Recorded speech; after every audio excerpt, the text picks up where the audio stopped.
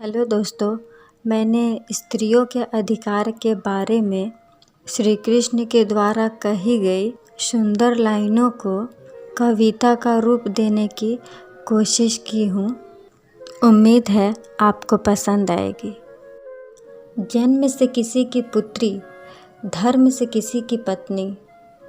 जन्म से किसी की पुत्री, धर्म से किसी की पत्नी और कर्म से किसी की माता है। एक स्त्री के बारे में हमारे मन में हमेशा यही छवि आता है।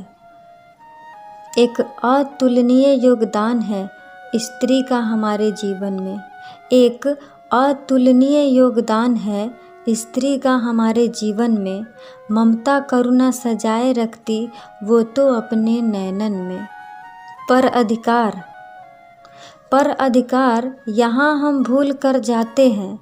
जबरन उस पे हम अपना अधिकार जमाते हैं। स्त्री जब जन्म लेती है उसके अस्तित्व पर अधिकार होता है पिता का। स्त्री जब जन्म लेती है उसके अस्तित्व पर अधिकार होता है पिता का।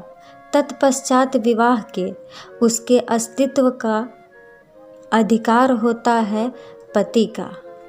और जब वो माता बनती है खुद संतान को सौंप देती है अधिकार स्वयं का। परंतु कभी हमने ये सोचा है? क्या कभी हमने विचारा है? ये जीवन स्त्री का है, वो सबका उद्धार कर रही है। ये जीवन स्त्री का है, वो सबका उद्धार कर रही है। खुद बीच भंवर में फंस के सबकी नौका पार कर रही है। तो उसके जीवन का अधिकार उसके पास ही होना चाहिए ना। तो उसके जीवन का अधिकार उसके पास ही होना चाहिए ना। वह स्वयं के जीवन का निर्णय स्वयं कर सके, ऐसा ही होना चाहिए ना। ये करने के लिए हमें स्वयं को बदलना होगा। ये करने के लिए हमें स्वयं को बदलना होगा।